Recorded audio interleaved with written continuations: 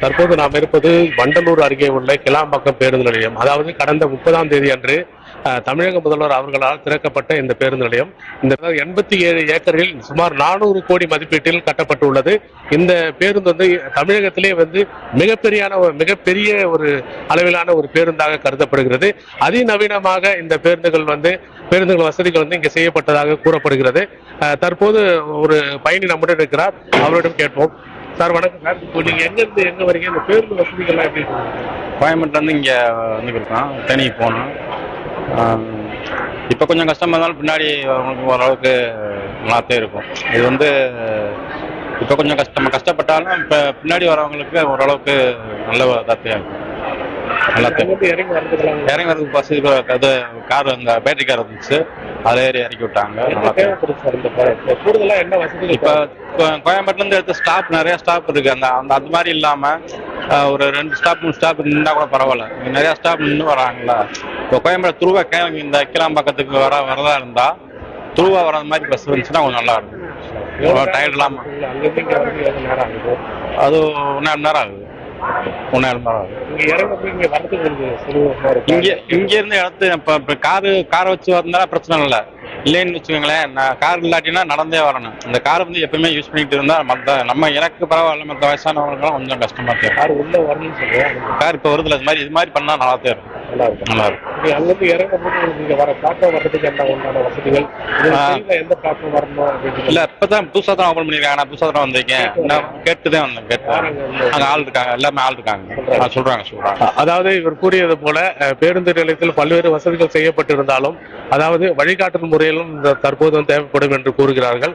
அதே போல் கோயம்பேட்டிலிருந்து கிளாம்பாக்கம் வரக்கூடிய பேருந்துகள் வந்து இடையில் அங்கங்கே நின்று வருவதாலும் தாமதம் ஏற்படுகிறது என்று கூறுகிறார்கள். தாமதத்தை தவிர்க்க வேண்டும் என்றால் இங்கு வந்து நேரடியான, அதாவது பாயிண்ட் டு பாயிண்ட் பேருந்துகள் தேவைப்படும் எனவும் கூறுகின்றனர். மேலும் இங்கு இந்த பேருந்து நிலையத்தில் கழிப்பறை வசதிகள், ஆண்கள் பெண்கள் திருநங்கைக்கான கழிப்பறை வசதிகள் ஏற்படுத்தப்பட்டுள்ளது. அதே போல் தனியார் மருத்துவ முதலுதவியும் இங்கு அமைக்கப்பட்டுள்ளது. இந்த பேருந்து நிலையத்தில் குறிப்பாக சொல்ல போனால் இந்த காலையில் வந்து இந்த குடிநீர் தொட்டியில் வந்து டம்ளர் இல்லாத ஒரு குற்றச்சாட்டை முன்வைத்தார்கள்.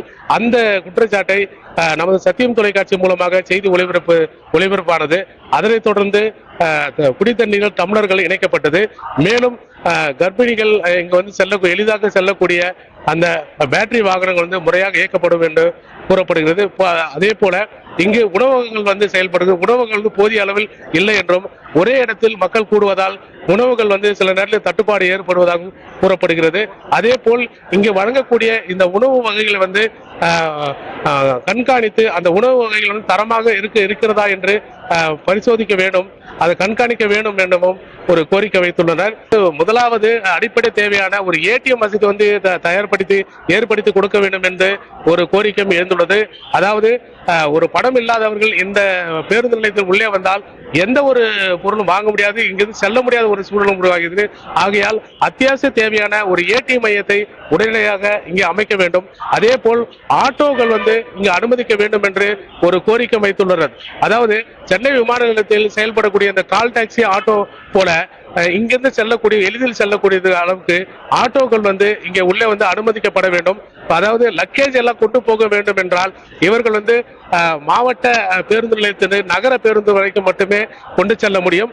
நகர பேருந்துகளில் இருந்து அங்கிருந்து வெளியே செல்லக்கூடியவர்களுக்கு ஒரு ஆட்டோ வசதிகள் உள்ளே வந்து ஆட்டோ அனுமதிக்க வேண்டும். அந்த ஆட்டோ வசதிகளை வந்து அரசே வந்து எடுத்து ஒரு